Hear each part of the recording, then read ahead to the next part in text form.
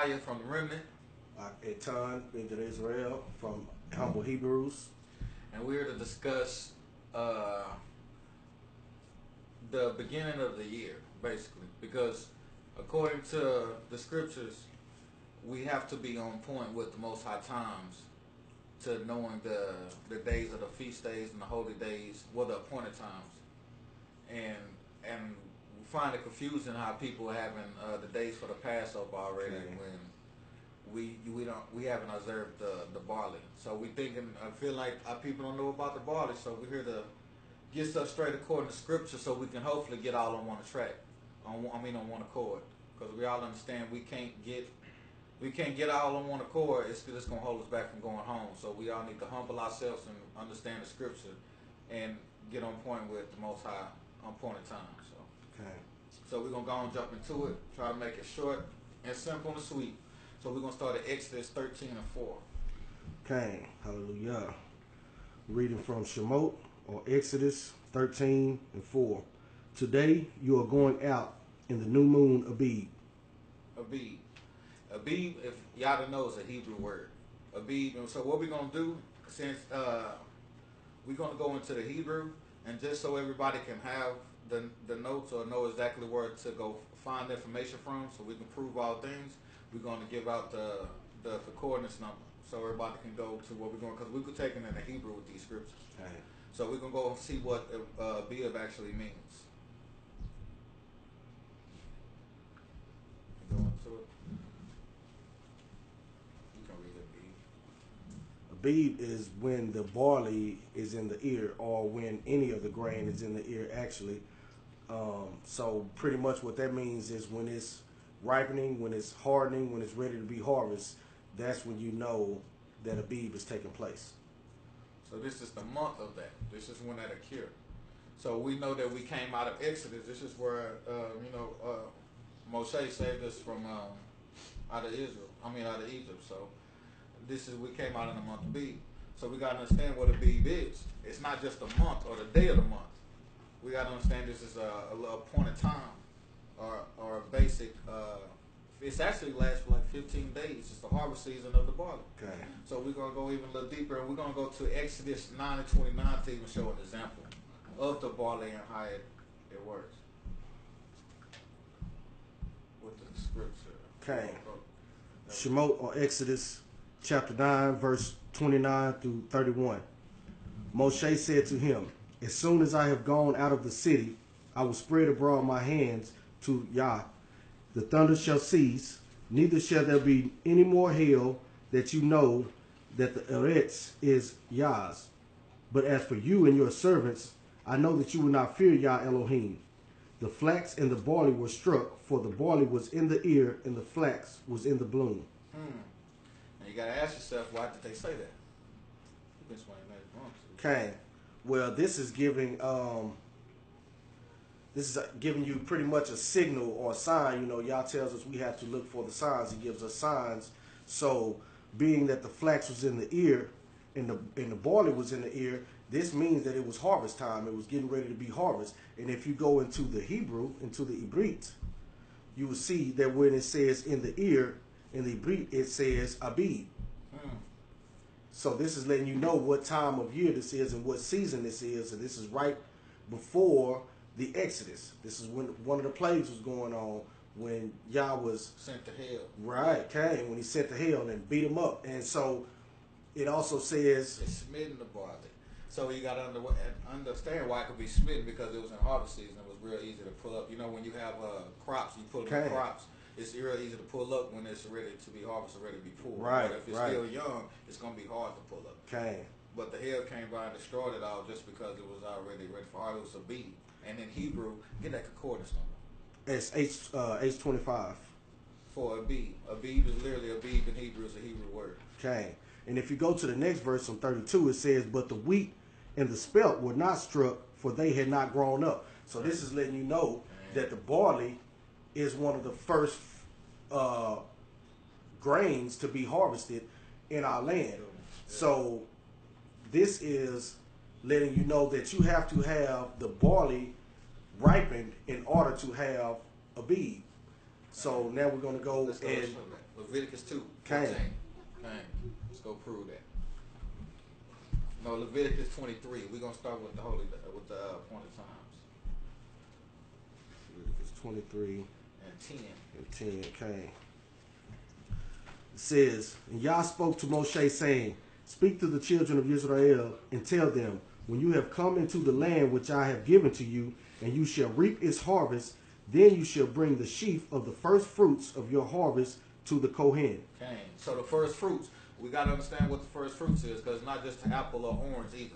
You got to understand what the first fruits is. Let's go to Leviticus 2 and 14 to prove that. What is the first fruits? Okay. Wa'ikra, or Leviticus 2, verse 14. If you offer a meal offering of first fruits to Yah, you shall offer the meal offering of your first fruits grain in the ear, parched with fire, bruised grain, and the fresh ear. What is that? Barley. That is the barley. So that is the first fruits. So we have to be on one accord. If we supposed to wave this for an offering, how are we going to have it if we can't pull up or it's not even grown yet? Okay. So that barley is very important according to knowing the appointed times, especially when the beginning of the year and Passover. Okay.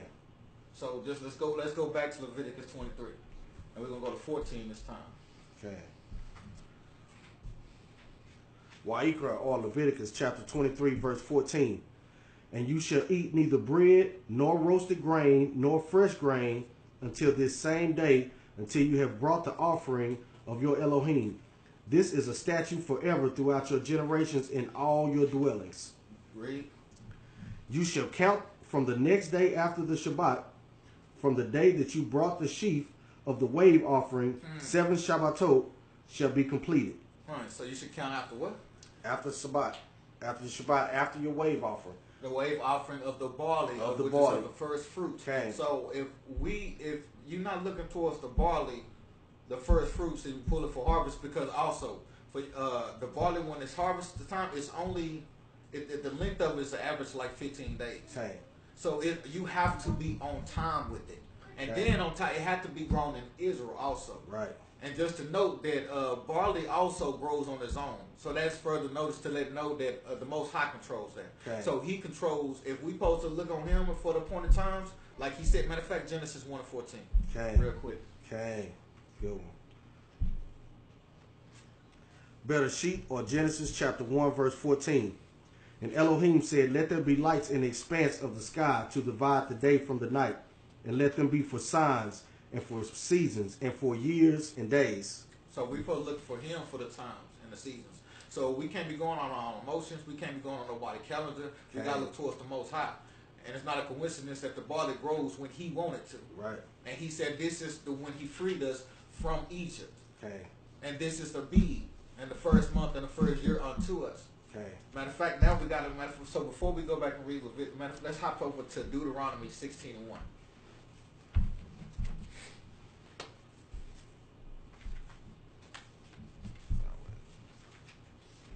Things too big. Deuteronomy 16 and 1. Okay. Devarim, or Deuteronomy chapter 16, verse 1. Observe the month of Abib. Observe what? The month of Abib, and keep the Pesach, which is Passover, to Yahuwah your Elohim. And in the month of Abib, Hold on, that's it. How you gonna observe the Passover and do anything without observing the barley? That's why he said observe it. He didn't say observe the barley like it's a month. No, he said observe this crop. okay, So when it grows, that's when we know to count. okay, okay, Or matter of fact, we look for the month, okay, for the moon. So we know when the beginning of the month comes. So now we know when to count the 14 days. And then we also know after we do the wavering of the sheaf offering, now we know when to start counting for the feast day. For the Feast of Weeks. For the Feast of Weeks. Chag Shavuot. So it's all going based on the barley. Matter of fact, let's read in Leviticus 23. Let's go back and read that one more time. Which verse you want to start at? 15. Okay. Wa'ikra, or Leviticus chapter 23, verse 15.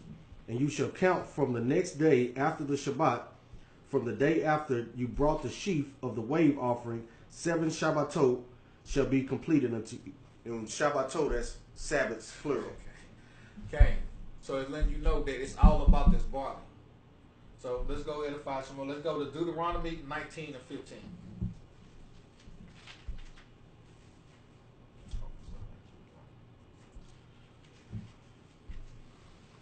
Okay. Devarim or Deuteronomy chapter 19 verse 15. One witness, Slakia. One witness shall not rise up against a man for any iniquity or for any sin, in any sin that he sins. At the mouth of two witnesses or at the mouth of three witnesses shall a matter be established. So we need 2 or 3 witnesses so a matter could be understood and claimed. Okay. So what are 2 or 3 witnesses that we're using to verify or to prove that the Most High, that the year started? This is Passover. This is Feast of Weeks. Okay. How can we prove any of all this? Any of this?